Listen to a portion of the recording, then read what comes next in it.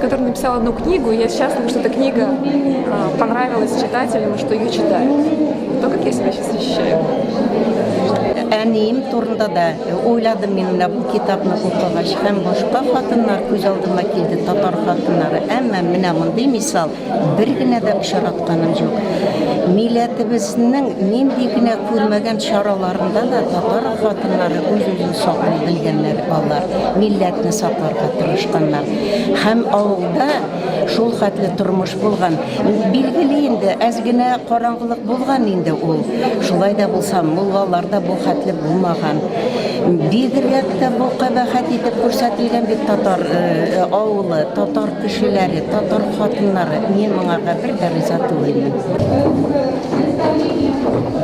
Русская интеллигенция вас очень подносит, конечно, до небес. А здесь, вот ваше отношение, именно почему думаете, татарской интеллигенции, именно писатели, именно литераторы, вас не приняли?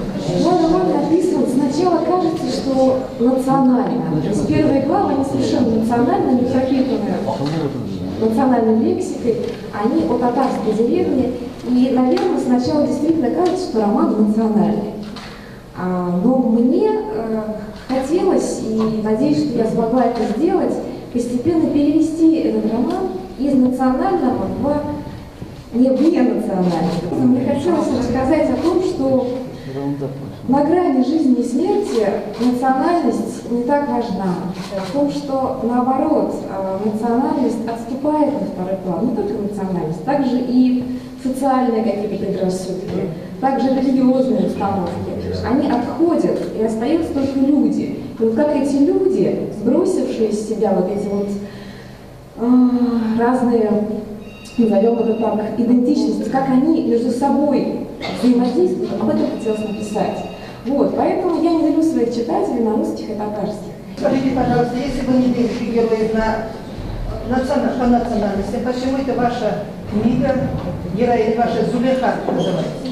Имя Зулейха.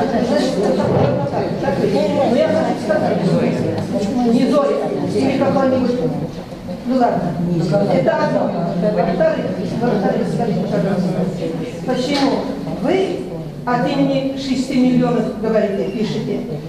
Вы не имели права написать о моей бабушке, которая была репрессирована. Вы не имели права говорить о бабушке, которая здесь у вас написано «Упырха».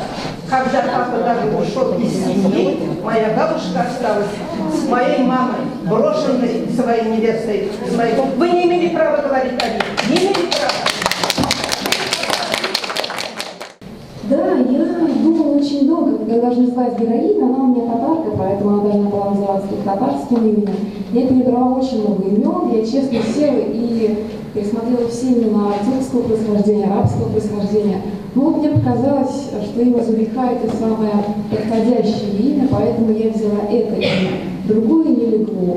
А очень важно, как героя зовут, и я не жалею времени на то, чтобы подобрать герою правильное имя. Это касается не только Зулейхи, не только главного героя.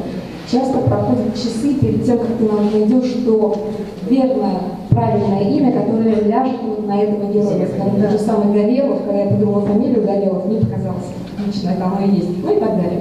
Поэтому Зулейха, вот, получилось так, что оно подошло героине, и никакого другого имени мне уже не получилось придумать.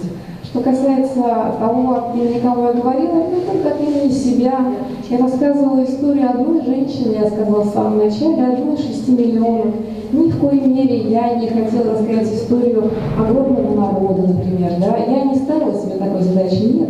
Я рассказывала историю одной женщины, маленькой, которую единственную отправляют дальше по этапу в Сибирь. Все, только об этом и шла речь.